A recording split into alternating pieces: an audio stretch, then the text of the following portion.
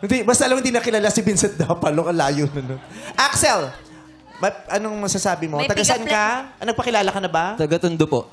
Okay. Wala pa siyang pick-up line. Student cutie she. May pick-up line ka ba? Student ano daw? cutie. Cutie. Student cutie. Anong school? TUP po. Ayan ang cute doon sa TUP. Cute naman talaga si Axel. Cute si Axel. Axel, break it down ang pick-up line. Christine, Yes. siguro gumala ka kagabi. Bakit? Kasi wala ka sa panaginip ko eh. Wow! Alam mo ba kung ano ang pangalan ni Axel? Apelido ni Axel yan. Ano yung first name? Inhale. Inhale eh. Axel. Axel. Daming sinasabi. Inhale, Axel. Pero kala ko talaga chicksers siya. Bakit, Jackson? Oo, di ba yung chickser? Tinanggal yung salamin. Ay, pixel pala. Pixel. Okay. Kausapin na natin sila. Para makilala mo sila, may mga tanong tayo dyan. Jong!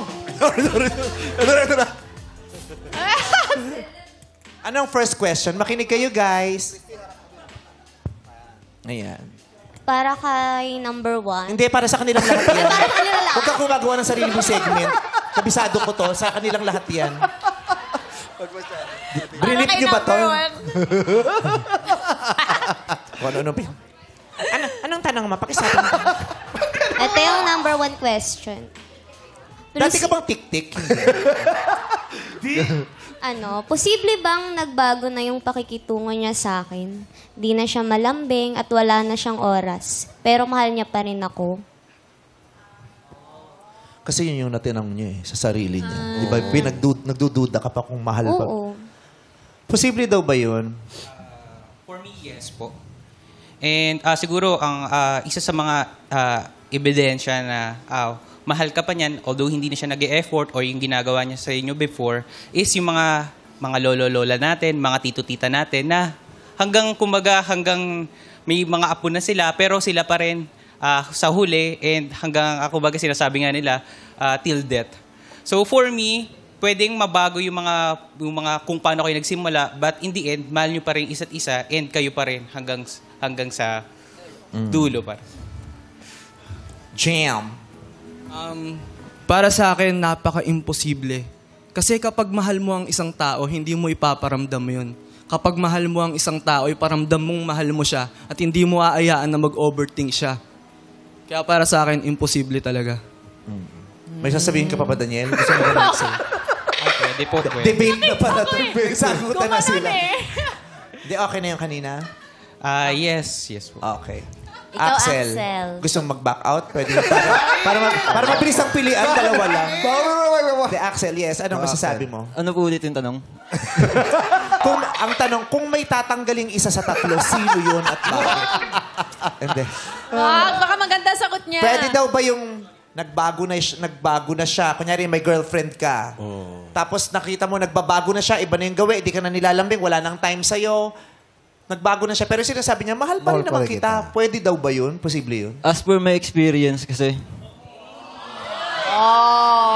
Hindi, joke lang po. Ano po kasi. Sara niyo yung kurtina, nang gigigil ako. Sara niyo yung kurtina, i-cremate niyo na to.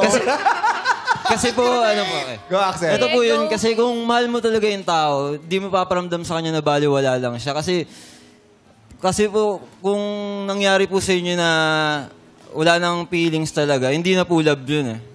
Ano na lang po siya, parang nagsasama na lang kayo for nothing. For now. So yun nga, yun yung in love at mahal na lang. I love you or I am in love with you.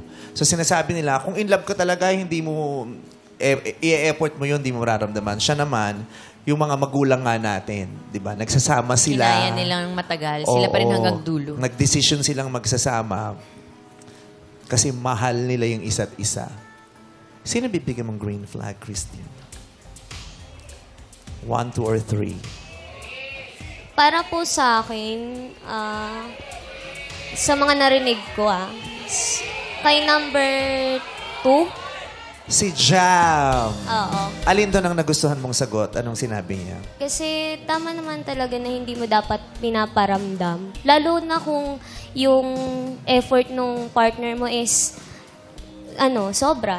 Yung hindi niya parang opposite kayo. Siya sobrang effort, ginagawa niya yung lahat para mapasaya ka, para hindi mo maramdaman na hindi mo na siya mahal. Tapos ikaw, wala kang effort man lang kahit. Hindi mo gugustuhin maramdaman ng jowa mo na parang hindi mo na siya mahal. Oo. Okay. Approve or disapprove, Derek? Anong say mo?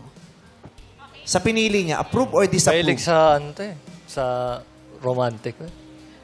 Mahilig sa romantic ko. Yes po. So, pasok approve si natin siya. Jam. Mag-date kayo ni Yes po. Axel pagkatapos, Derek. Question number po. 2, Christine. Question number 2. Congrats, Jam. May green flag ka na. Kapag sinanay mo ko sa isang bagay at nawala ito, pero hinanap-hanap ko, sinong may kasalanan? Ako na naghahanap o ikaw na dating nagbibigay? Ganda. Liting ko nga, pangit mo magbasa. Hindi, ang ganda kasi nung tanong eh. Parang, ang ganda nung Huwag tanong. mawaya, heartbroken yan. Pakinig kayo, ha? Kapag sinanay mo ko sa isang bagay at nawala na ito, pero hinanap-hanap ko, sinong may kasalanan? Ako na naghahanap o ikaw na dating nagbibigay? Ganda. Axel. Oh, so For me po kasi, mahirap kasi masanay sa mga bagay na pwede rin palang mawala. Ang may kasalanan po dyan kung sino po yung nawala. Kunyari, ako po, ganun po. Ako po yung may kasalanan. Kasi, ano po ulit yung tanong? Huwag ka nang mauulit na babalik. Ito nang gagigigil si Axel, ha? Ang sarap-sarap tapakan nito. Andun na siya Sarap eh. tapakan. Tama na eh. Total pedestrian lane yung damit mo. Tatapakan ko ito mamaya. Sino daw ba yung yung may kasalanan? Yung Sinabi niya naghahanap? siya. Sino may kasalanan? Ikaw na nagpunta rito o yung humanap sa'yo? Nasaan ba yung tubo? Andun ka ni. Tama na yung sinasagot mo, Axel. ikaw Sabi na mo, na- ikaw yung Andun may ka na eh. kasalanan. Tapos, bakit? Kami ng bahala. Kausapin mo itong kapatid mo. Naging kami ng bahala. Nasaan? I-BP mo ito. I-BP. I-BP niya pero hindi niya ilagay yung BP niya. Pag-usap niya. Sorry. So, ano na, Axel? Alam mo ba, gusto mo bang ulitin yung tanong? Ate Ann, kasi na? po talaga, may kasalanan po kasi talaga. Yung ano po. Ikaw ang may kasalanan. Opo, ako po. Sail as Okay na po yun. old as time. Grabe. Pero kasi nga, bakit ikaw ang may kasalanan? Dahil hindi mo na pinaramdam. Grabe Yung naman. hinahanap niya. Ano nangyari kay Erwan? Daming sinasabi.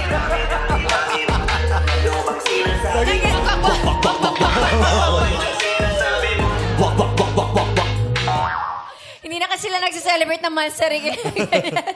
Kaya nagse-celebrate ka ba ng death anniversary niyo? Hindi. Ay, hindi. Joke. So, sino may kasalanan? Yung naghahanap nung nawala? Yung O yung nagbibigay. nagbibigay dati, tas biglang wala na yung Yung nagbigay po. Kasi po, binigay mo po lahat, tapos bigla na lang pong mawawala. Lahat po ng efforts mo nawala lang ng barang, baliwala na lang lahat ng binigay mo. Ganun po. Hindi siya consistent. Yung ganon. Ganun na nga po. Hindi siya consistent. Basta yun na yun. Ano address mo? Pretend po. Bakit? Binatanong. Yung magulang ang gusto kong Hindi siya consistent. Daniel, sorry. Daniel po. Daniel. Yung nagbibigay po. Kasi, Ang may kasalanan yung dating nagbibigay. yung dati nagbibigay po. Kasi, siguro usually yun yung sakit talaga ng mga lalaki na naliligaw. Talagang pasikat sa una, talagang bigay lahat, chocolates, hatid sundo. Tapos, and then later on, nasanay na nakampante na bigla na mawawala. So, kaya napaka-importante din ng self-awareness sa mga guy eh. So, dapat ina-assure mo din na nagagawa mo pa ba yung mga dati mo nagagawa sa nililigawan mo na dapat nga yung mga girlfriend natin, tinitingnan din natin as parang nililigawan pa rin eh. So, for me, yung nagbibigay talaga, so dapat be consistent talaga. Oh, pinariringgan mo ba si Derek? Grabe. Kumamot na lang si Derek. Jam!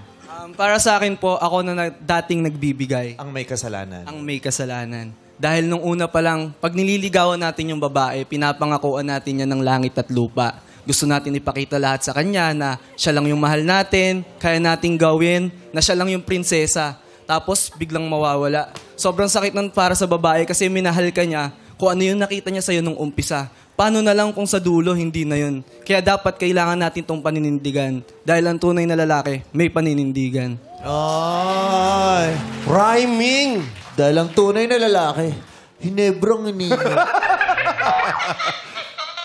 Kasi yung ano talaga, yung panliligaw, dapat yung nagpapakilala ka, hindi yung nang bubudol ka. So pag naliligaw, pinapakita mo yung totoong ikaw, hindi yung hindi ikaw nang bubudol ka lang. Sinong bibigyan mong green flag? Si Jam po. Ano bang sinabi ni Jam? Dapat sa lalaki may paninindigan. Oh! Boom! Tapos! Si Jam ang pinipili niya. Congrats, Jam! Pero ito muna ang mga searches na hindi mo napili, Christine. Magpakilala ka na. Number 1.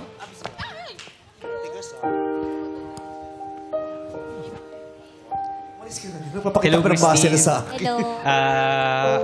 Ayun. Thank you sa opportunity na makilala ka. Actually, kapangalan mo yung last ex ko. So, nice meeting you and I'm happy for you and I hope na makita mo kay Jam yung nahanap mo sa isang guy. Thank you. Thank you, Danielle. Ito pa ang isa pang searching na hindi mo napili. Magpakilala ka na, Axel.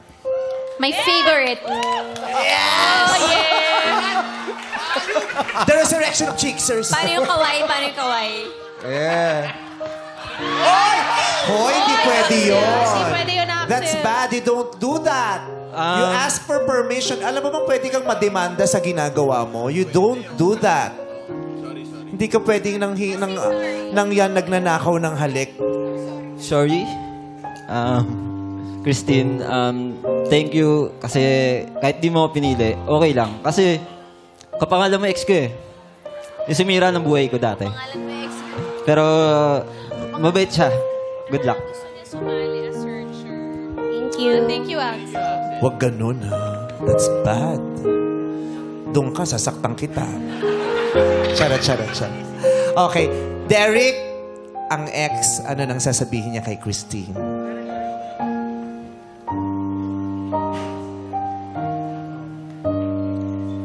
Gusto ko lang sabihin sa'yo, Christine, na sorry. Sorry sa pagiging inconsistent ko. Tsaka, sorry kung feeling mo hindi kita nabigyan ng value as a person at hindi ko naibalik lahat ng effort na binigay mo sa akin. Siguro, totoo rin yung kasabihan na don't abuse a kind heart. You may never be offered one again. So, lahat ng yun na-realize ko lang kung kailan wala na. Napagod ka na, naintindihin ako. Mag-ingat ka palagi. Mahal na mahal kita. May sasabihin sa'yo si Christine. Para sa'yo, Derek, gusto ko mag-ingat ka palagi. Lagaan mo yung sarili mo kasi wala na ako dun para lagaan ka. Yung mga dreams mo, tuparin mo yon at maging masaya ka. Kasi pag nakita kitang masaya, mas magiging masaya ako.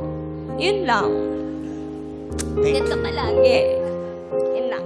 Derek, anong gusto mong sabihin kay Jam? Punta ka doon. Hindi si Jam yan. Par, narinig mo naman kanina yung kwento namin, di ba? So, parang